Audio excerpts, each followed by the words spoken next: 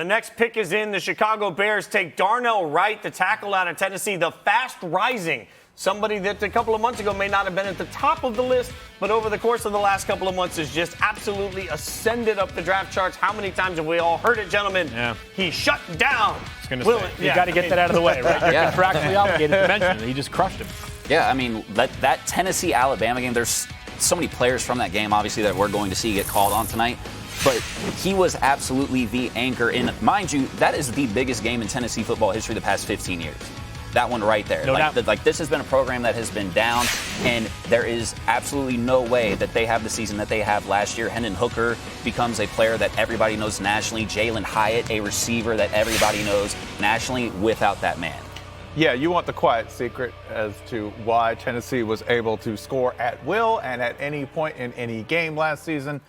This dude's easily half of it. And just powerful, just immovable, knew his assignments in and out. Came on late, right? Which, there are people of varying minds as to whether you want to draft somebody who, had really 1 year of outstanding production. He's got a ton of experience. Really well for Chicago in a obviously besides Justin Fields, not a whole lot went right last year along the offensive line. Their general manager, Ryan Poles, was a 5-star recruit coming out of high school, played at BC, was on the same team as Matt Ryan, popped his Achilles during his final game against Notre Dame, ends up going undrafted, decides to go the scouting route rather than continue with his playing career. He's going to build an offensive line. They've added Nate Davis in free agency. They obviously already have Braxton Jones. Now they have Darnell Wright. This offensive line sort of takes some real shape here in Chicago, and Justin Fields is an unbelievable runner. Yep. I also think there's a chance that the Bears are probably saying to themselves, we can't have him running as much as he did last year because sometimes he was running for his life. Yeah. I mean, as some of us that made a little money on the rushing over every week, I'd like for that to keep happening. Darnell Wright, by the way, I'll go to our super anonymous big boy breakdown. Well-developed pass pro plan versus the rusher. Extremely powerful lower half. I've never said that about another man. Varied set and hand use. On his best day as a run blocker, he's a people mover. When his base is good, he's an animal. Pace of offense got him on his toes a bit too much at times. Moves really well in space. I wanted to do this. We always talk about people like the disadvantages, and we do critiques based on systems, okay? Let's do the reverse. Let's do a compliment based on systems. Okay. Sometimes Darnell did not get set at the point because they're snapping the ball at 15 seconds on the clock. They're going, okay? So sometimes he didn't really have a base to make these run plays when they go, okay, we need to get to the line right now. Slow that down a little bit. You're going to see even more consistent performance out of him. The Bears, that's just not a bad little piece of business right there. The Bears, they moved down one slot. Yeah.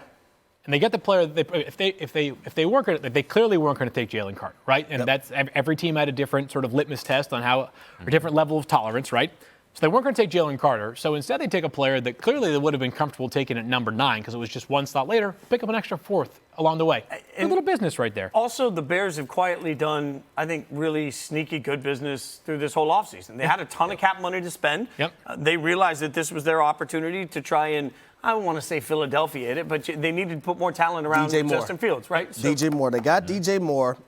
They traded for Chase Claypool last year during the offseason as well. Got to remember, they did draft Velus Jones from Tennessee, a teammate of Darnell Wright. So everything's starting to come together more so for Justin Fields now. I want to see what the Bears are going to do the rest of the draft, but you got an offensive lineman, and you needed an offensive lineman. Yeah, and I think there's just this element for the Chicago of being intentional. Well, you can have a lot of money, and you can have the first pick in the draft, but you still have to have a long-term business plan on what you're trying to build, right? Trading out of that first overall pick in the draft gave them the wide receiver they wanted. They didn't need a quarterback. They picked up equity that they can continue to build with. They spent their money wisely, and now they get a solid draft pick that everybody's really high.